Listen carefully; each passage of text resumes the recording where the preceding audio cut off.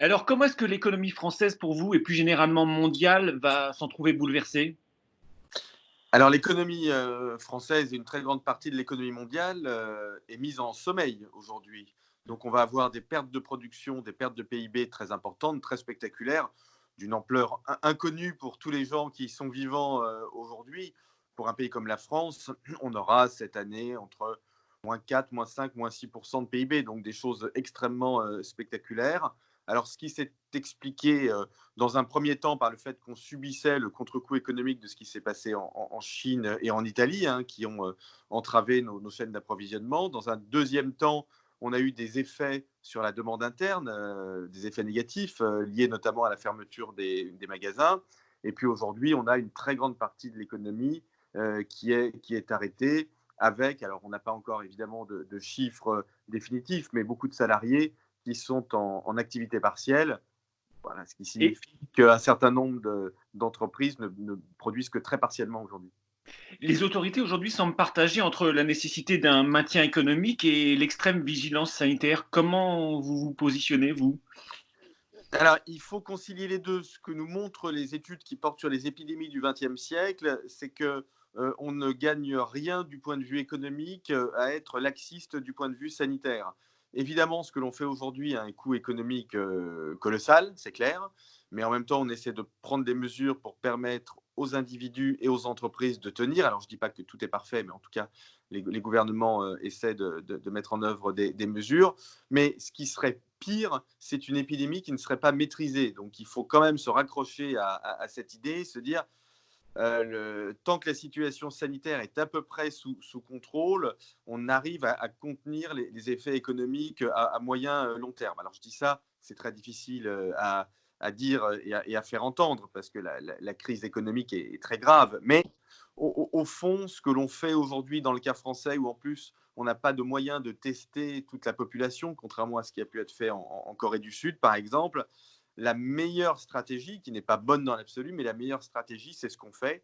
Et la meilleure stratégie du point de vue économique, c'est de faire du chômage partiel, enfin de l'activité réduite pour protéger les individus et les entreprises et puis soutenir la trésorerie des entreprises. Et il y a beaucoup de mesures qui sont prises pour ça. Donc vraiment tenir jusqu'à la reprise. Comment est-ce que cette crise, pour vous, rebat les cartes en termes d'organisation du travail et du management? Alors, je pense que c'est peut-être la seule, l'une des seules bonnes nouvelles de cette crise, mais c'est vrai qu'elle accélère une mutation du management que moi j'appelle de mes voeux depuis longtemps, et notamment depuis que j'ai publié la comédie inhumaine avec Julia de Funès, où on prenait un management beaucoup plus basé sur le sens, sur l'autonomie et sur l'autorité, mais il ne faut pas se tromper sur ce terme, c'est-à-dire sur une forme d'autorité qui élève, sur un management qui soit un management adulte, ce qui n'a absolument rien à voir avec la notion d'autoritarisme, hein. L'autorité tire vers le haut et l'autoritarisme tire vers le bas. Et cette crise, elle pousse de fait à ça, puisqu'elle oblige les entreprises, via le télétravail forcé, quand c'est possible, hein, pour les professions pour lesquelles c'est possible, mais je pense en particulier aux cadres, elle force à la confiance. Elle nous oblige à nous faire confiance entre employeurs et employés. Et ça, je pense que c'est quelque chose qui est assez intéressant. Ce qui est assez intéressant aussi, c'est qu'il y a des profils qui sont en train d'émerger dans les entreprises, des gens qui se révèlent, des collaborateurs ou des managers qui se révèlent, qui prennent plein d'initiatives, qui ont plein d'idées, parce qu'il s'agit souvent, malheureusement, de sauver les entreprises. Donc, du point de vue du management, je pense que cette période est très intéressante et qu'elle laissera des traces qui seront des traces positives. Certaines professions peuvent se mettre en télétravail, moi, des journalistes, les cadres. D'autres sont en première ligne. Comment est-ce que l'économiste que vous êtes perçoit cette, entre guillemets, cette nouvelle lutte des classes? Oui, c'est très intéressant ce que vous dites. Il est clair qu'on parle à juste titre énormément des personnels soignants, qui font évidemment un travail extraordinaire. Il y a d'autres professions, hein, qui font tenir la société. Et ça aussi, on avait beaucoup insisté là-dessus avec Julia dans notre livre.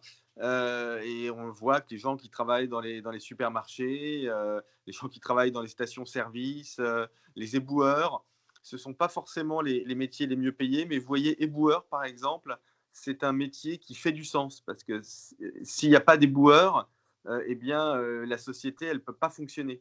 Et ça, c'est quelque chose qu'on aurait peut-être dû mieux identifier avant et qui devra d'une façon ou d'une autre se traduire par une revalorisation sociale de ces métiers, mais aussi par une revalorisation financière. Sur les gens, les privilégiés comme vous, je vous le dis amicalement, des professions comme journaliste qui sont valorisées socialement.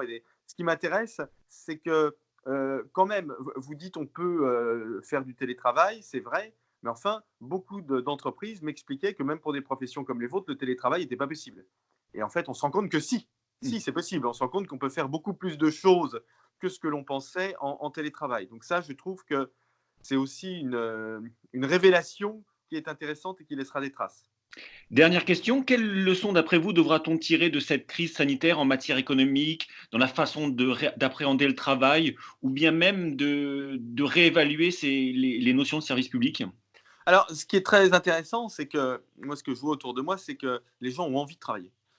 C'est qu'on se rend compte que dans ce type de période, quand même, le travail, c'est absolument formidable et qu'on ne peut pas se passer de travail. Alors, le travail pose plein de problèmes, hein, en temps normal, c'est fatigant, les managers ne sont pas toujours bien, les jobs ne sont pas toujours intéressants, c'est pas toujours payé autant qu'on le voudrait. Mais en réalité, moi, je vois bien qu'il y a un attachement au travail qui est très important et qui, au fond, renvoie à ce qu'on savait déjà, à ce que montrent les études d'économie comportementale qui montraient que les gens qui souvent sont le plus malheureux, ou parmi les gens les plus malheureux dans la société, il y a des gens qui n'ont pas accès au travail. Donc, travailler, c'est parfois embêtant, mais ne pas travailler, c'est pire. Et donc, cette crise, elle aboutit à une revalorisation générale du travail. Donc, ça aussi, c'est très intéressant. Vous voyez, on se rend compte qu'on peut travailler en étant plus autonome. La notion de sens du travail apparaît beaucoup plus clairement. Je prenais l'exemple des éboueurs tout à l'heure, personnel soignant bien évidemment, des caissiers et des caissières.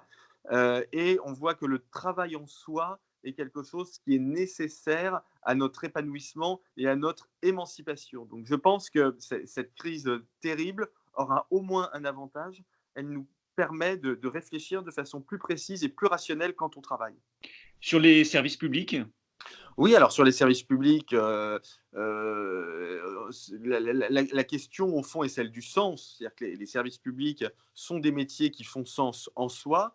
Simplement, ils ont été noyés ces dernières années, non pas seulement par des restrictions budgétaires, évidemment qu'il y a eu des restrictions budgétaires, même si en France elles ont été plus modérées qu'ailleurs, mais les métiers de service public, quand vous en parlez aux agents, moi, ce qu'ils me disent, c'est qu'ils sont surtout noyés sous des process, sous des couches de management qui ne sont pas forcément de bonne qualité, qui leur ont fait perdre le sens de leur travail. Alors que le service public devrait être vraiment le secteur dans lequel on voit le plus aisément le sens du travail, en fait, ça n'est pas le cas, y compris dans les hôpitaux. Moi, je travaille énormément dans les hôpitaux et beaucoup dans le secteur de la santé, et beaucoup de personnels hospitaliers m'ont dit, mais à force de process, à force de segmentation, à force de division du travail, on ne sait plus ce qu'on fait. Et donc là aussi, il faudra vraiment que l'on fasse ce travail de débureaucratisation du service public, non pas seulement pour l'intérêt des administrés, mais pour l'intérêt et pour la motivation des agents de service public eux-mêmes. D'accord. En termes de récession, d'après vous, on se oriente vers, En termes de récession, on va vers quelque chose de très fort. On va, selon les pays, de -5 à -15% de baisse de PIB, donc un choc d'une violence absolument extraordinaire. Le sujet, c'est de le rattraper après. Et donc le sujet, c'est la croissance de l'après-crise. Il faudra sans doute des dispositifs fiscaux pour que les entreprises investissent davantage. Il faudra aussi dégager des marges de manœuvre pour faire de l'investissement public. Il faut que les entreprises, justement, adaptent leur management et remettent très, très vite les gens au travail après la crise. Euh, il faudra que le gouvernement cesse toute annonce anxiogène et, à mon avis, suspende un certain nombre de réformes qui n'ont plus lieu d'être dans une situation dans laquelle la seule priorité, notamment pour solvabiliser l'extraordinaire hausse de l'endettement public à laquelle on va faire face, qui sera de l'ordre de 10, 20, 30 points de PIB, ce sera la croissance, la croissance, la croissance. Voilà, il faudra vraiment qu'on se retrousse tous les manches pour rattraper le terrain perdu et remettre notre société en ordre de marche. merci beaucoup, monsieur.